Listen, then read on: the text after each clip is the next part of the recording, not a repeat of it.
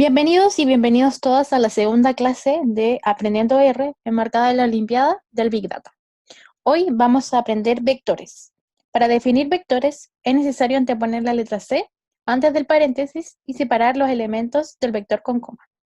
Entonces aquí, digamos, tenemos 4 ejemplos de distintos vectores.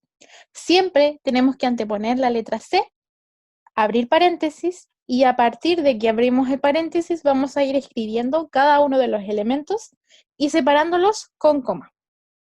Entonces, defina los siguientes vectores en R y veamos, digamos, de qué tipo es cada uno. Para esto vamos a utilizar la función class. Entonces podemos copiar, digamos, todo esto. Vamos a R. Recordar que aprendimos que tenemos que abrir un script para aquí guardar nuestros códigos. Podemos, por ejemplo, escribir un comentario, clase 2, aprendiendo R, y vamos a ir definiendo, digamos, cada uno de estos vectores. Entonces aquí, por ejemplo, tenemos un vector que vamos a llamar cantidades, y este vector tiene los elementos -1, 1.6, 0, 0, 0, 0 y 7. Corremos esta línea de código, notar que cuando creamos un objeto aparecen aquí, y queremos saber, digamos, con la función class, qué tipo de vector es. Al, digamos, correr esta línea de código, haciendo clic en Run, obtenemos que el vector cantidades es un vector de tipo numérico, lo que significa que sus elementos son números. Veamos el siguiente ejemplo. Notemos que este vector es distinto del vector cantidades porque tenemos palabras, de hecho tenemos nombres. Miguel, José, Ricardo, María, ¿sí? Definimos este vector. Notar que cuando nosotros definamos, digamos, objetos, van a aparecer aquí. Y con la función class, vamos a ver, digamos, qué tipo de vector es. Y obtenemos que es un vector de tipo carácter, ¿sí? Un vector de tipo numérico tiene elementos de tipo numéricos, es decir, números, valores, etc. Y un vector de tipo carácter es un vector que tiene texto y que tiene, digamos, palabras, nombres, símbolos, etc. Veamos el siguiente ejemplo, el vector fracciones. Corremos dicha línea de código con la función class, evaluamos, digamos, ese vector y obtenemos que es un vector de tipo numérico. Claro, porque tenemos los números 4/5, 7, 0, -1/3, 8, etc. Tiene números. Y el siguiente vector, llamado valor lógico, creamos, digamos, dicho vector con la función class. Veamos qué tipo de vector es, de tipo logical, ¿sí? Es decir, este vector tiene valores lógicos, valores true. Los valores true son afirmaciones, digamos. Más adelante vamos a ver un poquito más cuando vamos a empezar a trabajar con vectores de este tipo. Y los valores false son valores no afirmativos, es decir, cuando no se cumple determinada condición, etc. Por último, ¿qué tipo de vector es este? Fíjense que este vector es un vector con elementos numéricos y además tiene palabras o frases, en este caso son nombres. Averiguémoslo en R. En la función class vamos a evaluar, digamos, este vector. Fíjense que es un vector de tipo carácter. Y esto es súper importante. Significa que en R, cuando queramos crear vectores de tipo mixto o vectores con información, por ejemplo, con números, con algunos elementos que sean números y otros elementos que sean texto, palabras, nombres, etc. R trata de asignarle a todos los elementos del vector un mismo formato, un mismo tipo, ¿sí? Y eso es súper importante. Y podemos crear, digamos, distintos tipos de vectores numéricos. Por ejemplo, podemos crear secuencias. Vamos a ir probando, digamos, cada una de estas secuencias, ¿sí? Por ejemplo, la primera secuencia, fíjense, que nos da, digamos, una secuencia de 0 hasta 4 de saltos 1 en 1. La segunda secuencia, lo mismo, pero ahora utilizando la función sec. Nos da una secuencia de 0 hasta 4 de 1 en 1. La siguiente secuencia nos da una grilla de valores de 0 hasta 4, pero ahora con saltos de 0.5 en 0.5. El argumento by me indica como el salto que yo quiero entre cada uno de los números. La siguiente secuencia, fíjense que me está dando una secuencia de 0 hasta 4, pero estoy teniendo 4 números, ¿sí? Fíjense que len me fija el largo o la cantidad de elementos que yo quiero obtener en mi secuencia, ¿sí? Y estos, digamos, todas estas secuencias son vectores, ¿sí? Nosotros podríamos guardarlas, etc. Ahora, también podemos crear vectores, pero con repeticiones, ¿sí? Vamos probando qué tal. Por ejemplo, la primera, fíjense, tenemos 5 veces el valor 1. Es decir, ¿qué estoy haciendo aquí? Estoy repitiendo el valor 1 5 veces, ¿sí? La segunda función rep, ¿sí? Fíjense que la estoy evaluando en esta secuencia de 1 hasta 5. Fíjense que ya hablamos, digamos, de que con 2 puntos podemos obtener, digamos, una secuencia. Pero, ¿qué será lo que obtenemos? ¿Sí? Fíjense que lo que está haciendo, está repitiendo, digamos, esta secuencia de 1 hasta 5, pero each me indica que cada uno de los números de esta secuencia la quiero repetir 2 veces, ¿sí?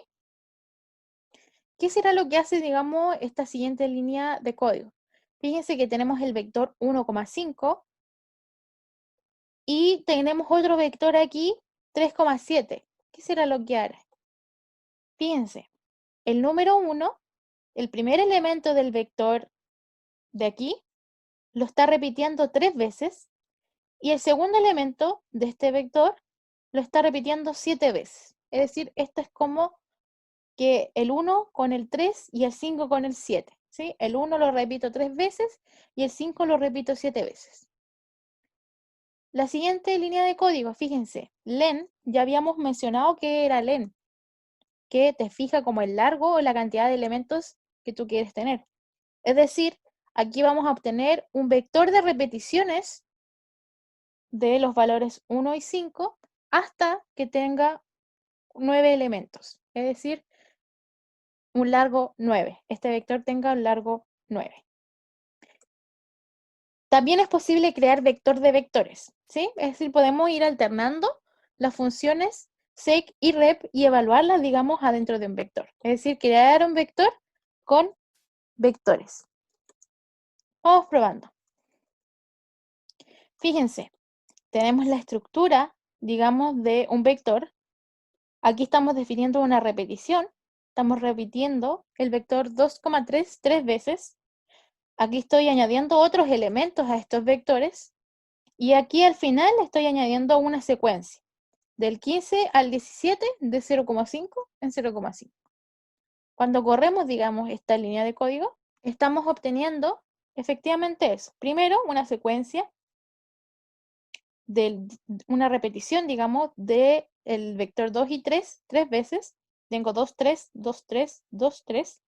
Luego le añadí los elementos 0, 1 y menos 2. Y finalmente tengo la secuencia de 15 al 17 de 0,5 en 0,5. ¿Sí? Y así, digamos, puedo ir alternando estos vectores. Luego, el otro ejemplo. Ahora, digamos, vamos a formar un vector que tenga primero una secuencia del 0 al 5 de 1 en 1, porque by me indica el salto entre los elementos. Luego quiero un vector de repetición que me repita los valores 6, 7 y 8 hasta tener, digamos, un largo 8. Y luego tenemos el valor 1. Fíjense. Justamente, primero tengo la secuencia del 0 hasta el 5 de 1 en 1. Luego la repetición de los valores 6, 7 y 8. Y finalmente tengo el valor 1 que le agregué. Y así, digamos, podemos ir jugando y mezclando vectores. Entonces, funciones aplicables a vectores. Podemos crear, digamos, un vector. Creemos, por ejemplo, un vector 1 que tenga los elementos 2, 3, 1 y una secuencia del 9 al 20 de 0,3. Y vayámosle aplicando, digamos, estas funciones. Length me calcula el largo del vector. es decir, cuántos elementos tiene. Aquí obtenemos 40, significa que el vector 1 tiene 40 elementos. Luego, funciones que tenemos, sum, min, max, etc. Sum del vector 1, ¿qué creen que hará? Sum del vector 1 me calcula la suma de todos los elementos. Por ejemplo, prod, ¿qué hará? Me multiplica todos los elementos del vector 1. Por ejemplo, min del vector 1 me entrega el mínimo del vector 1, es decir, cuál es el menor valor del vector 1. Y which min del vector 1 me indica dónde se encuentra el mínimo del vector 1. Es decir, esto me está indicando que el tercer elemento del vector 1 equivale, digamos, justamente al mínimo de todos los valores del vector 1. Y lo mismo podemos hacer con max. Max me va, digamos, a entregar el máximo del vector 1 y which max me entrega la posición donde se encuentra el máximo. Aquí me está diciendo que en la posición 40 me entrega, digamos, el máximo, ¿sí? Fíjense también que podemos extraer elementos del vector 1. Por ejemplo, ¿qué pasa si quiero el primer elemento del vector 1? Utilizo corchetes. Dentro de los corchetes tengo que poner cuáles son los elementos que yo quiero. Por ejemplo, ¿qué pasa si quiero el tercer elemento? El tercer elemento del vector 1 es 1. Fíjense que el primer elemento del vector 1 es 2. ¿Qué pasa si quiero observar los primeros 3 elementos? Ya sabemos que podemos armar una secuencia de 1 hasta 3. Y ahí obtenemos, digamos, los primeros 3 elementos. ¿Qué pasa si quiero justo el último elemento del vector 1?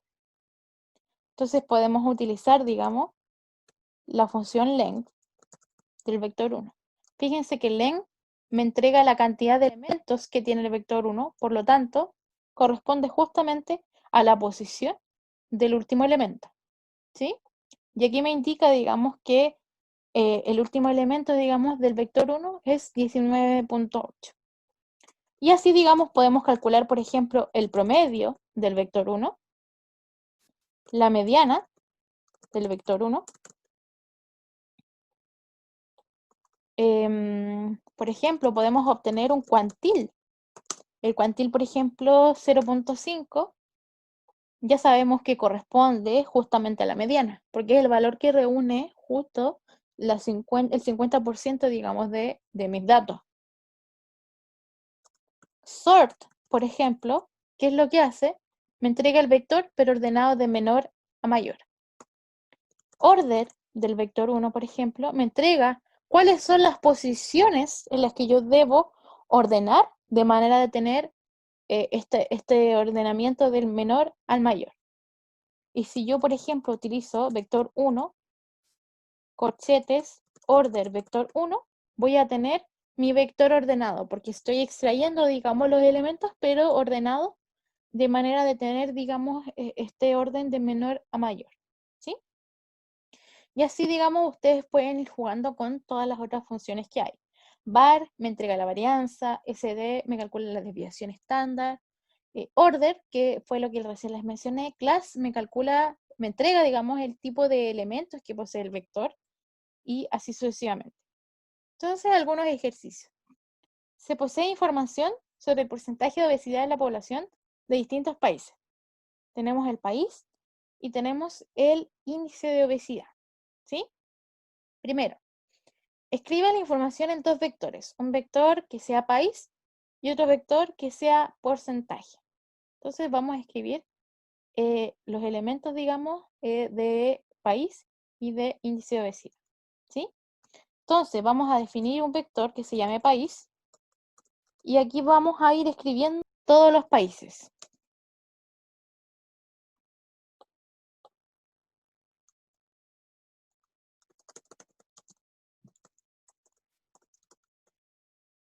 Entonces ya tenemos escritos nuestros dos vectores. En uno tenemos los países y en otro tenemos los porcentajes, ¿sí? Entonces noten que el vector país es de tipo carácter y el vector porcentaje es de tipo numérico, ¿sí? Entonces, la siguiente pregunta, ¿cuántos registros hay? Para saber cuántos registros hay, es muy sencillo. Podemos ocupar la función len, y esto nos indica que tenemos 7 elementos, es decir, tenemos información de 7 países. Luego, obtenga la media, la mediana, mínimo y máximo de los índices de obesidad. Entonces, ya sabemos que para tener la media, la mediana, podemos ocupar media. Y evaluamos, digamos, el vector de porcentaje. La mediana es 25. Vean, del porcentaje es 25.35. Mínimo, el mínimo del porcentaje es 19.5, es decir, de todos los países que observamos, el menor índice de obesidad es 19.5%. Y el máximo es de 35, ¿sí? Luego, ¿cuál es el mayor índice de obesidad de los datos y el menor? ¿A qué países corresponden? Bueno, ya sabemos cuál es el mínimo y cuál es el máximo, ¿cierto? Pero queremos saber a qué países corresponden, ¿sí? Entonces, fíjense que nosotros ya sabemos que which max podemos calcular dónde se encuentra el máximo. Y si queremos saber el país donde se encuentra, digamos, el máximo índice de obesidad, podemos extraer justamente el país en dicha posición. Es decir, el máximo índice de obesidad o el máximo porcentaje, digamos, de obesidad que registramos es de Estados Unidos, ¿sí? Y para tener, digamos, el mínimo, hacemos lo mismo, pero con la función which mean, ¿sí? Es decir, Hungría es el país, digamos, de los que estudiamos con menor índice de obesidad. Bien. El siguiente tópico que es muy interesante es cómo obtener verdades de los datos. Por ejemplo, sea X la edad de Bastián y Z la edad de Lorena. Se definen las siguientes edades a continuación, ¿sí? Si, por ejemplo, aquí nos están diciendo, digamos, que Bastián tiene 5 años y que Lorena tiene 10. Podemos obtener mucha información aparte de objetos creados y para obtener esta información debemos hacernos algunas preguntas. Por ejemplo, ¿es Bastián menor que Lorena? O sea, ya sabemos que Bastián tiene 5, Lorena tiene 10 y ya sabemos, digamos, que efectivamente Bastián es menor que Lorena. Pero ¿cómo hacerlo, digamos, en el computador? Porque muchas veces nosotros queremos, digamos, realizar estas preguntas, pero quizás a vectores. O por ejemplo, ¿se cumple que la edad de Bastián es menor que 10 y que la edad de Lorena es menor a 25? ¿O es cierto que la edad de Bastián es mayor a 5 que la edad de Lorena es menor a 3? Veamos. Entonces definamos las edades. X es la edad de Bastián y Z es la edad de Lorena. Y podemos, digamos, asignarle a los objetos X y Z sus edades. ¿Cómo podemos, digamos, hacernos estas preguntas en R utilizando el lenguaje lógico? ¿Sí? Por ejemplo, si nos queremos preguntar si es que Bastián es menor que Lorena, utilizamos esta prueba lógica, ¿sí? Por ejemplo, X es menor que Z, es decir, Bastián es menor que Lorena, y cuando hacemos esta prueba nos entrega un valor true, ¿sí? ¿Qué significa true? Que efectivamente se cumple la condición, se cumple la prueba lógica, es decir, que efectivamente Bastián es menor que Lorena. ¿Qué pasa si lo queremos hacer al revés? Bueno, ponemos, digamos, el símbolo mayor que. Aquí nos estamos preguntando si es que Bastián es mayor que Lorena, ¿sí? ¿Será verdad, digamos, que Bastián es mayor que Lorena? No, porque de hecho ya sabemos que Bastián es menor que Lorena.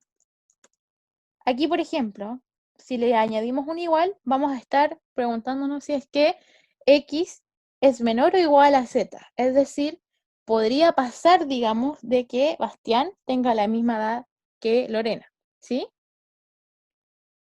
Podríamos también preguntarnos si es que X es igual a Z, es decir, la edad de Bastián es igual a la edad de Lorena.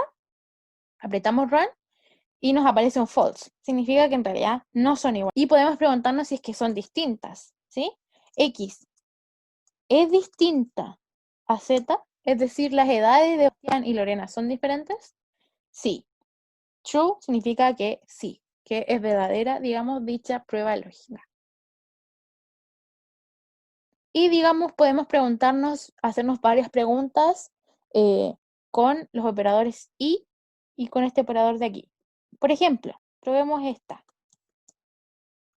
¿Será verdad que X es menor a 10 y que Z es menor a 25? Sí, es verdad, digamos, esta prueba lógica.